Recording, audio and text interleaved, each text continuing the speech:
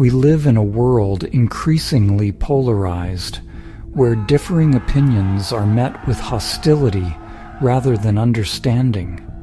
But what if there's a different way? What if we could transcend the limitations of dualistic thinking and approach politics with compassion and clarity? Non-duality is something realized when we directly experience who we are beyond name and form. The ancient traditions call this by many names: samadhi, moksha, liberation, the kingdom of God. Through deep inner inquiry, we come to see the biases and attachments of our own characters and our own filters.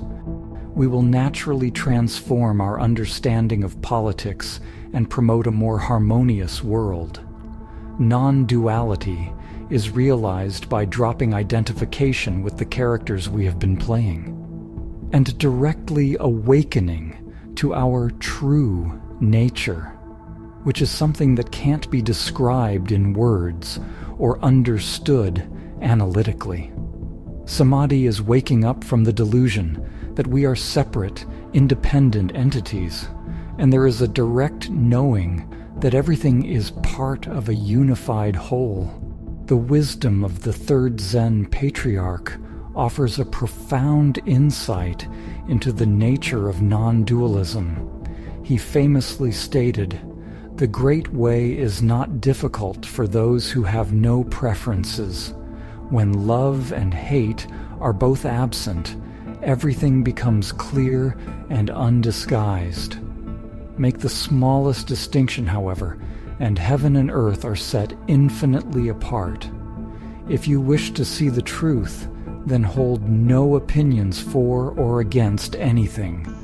To set up what you like against what you dislike is the disease of the mind." Preferences are at the root of the ego, the root of the I thought, and by their very nature create division. They establish a hierarchy of values and are at the root of all violence. Egoic thought by its nature is violence, and it is preferences which fuel conflict when those egoic outcomes are not realized.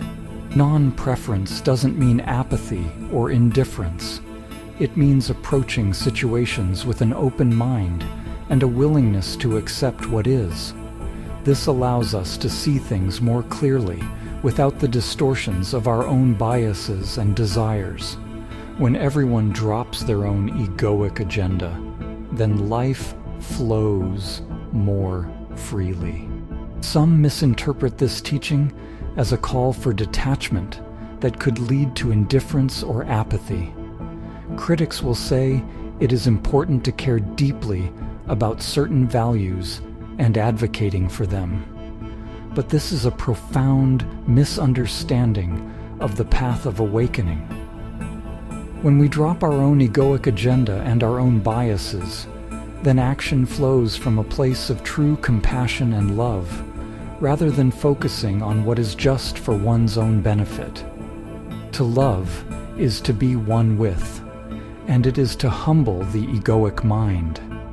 The Great Way involves bringing the typically unconscious human ego into awareness. It's about recognizing the dualistic mechanism that binds the sense of self to the world of form and perpetuates suffering through these attachments. There is a saying, "What you resist persists."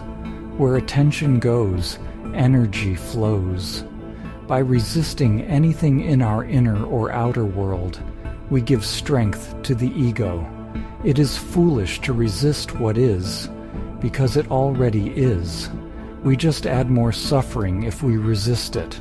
The first step to liberation is to see the madness of resisting something that already is. It was the German philosopher Hegel that said, "Evil resides in the very gaze which perceives evil all around itself." When we label ourselves as good and others as evil, we create an inner and outer resistance and cultivate egoic attachment, empowering our own ego. We become the very thing that we resist. Likewise, Johann Wolfgang von Goethe said, "A man sees in the world what he carries in his heart. Anything and anyone you push away becomes a source of inner struggle, a kind of shadow within that will continue to follow you until you turn the light of consciousness on it. Instead of trying to eliminate people and things that are uncomfortable, you accept them, not by giving them control, but by welcoming them with openness and understanding. Through this acceptance, they lose their power over you, transforming into energies you can access and comprehend. They become a natural part of the full experience of being conscious, alive, and present. In this way, all aspects of yourself come back together, harmonizing into a unified whole. We don't see things in the world as they are. We see them as we are.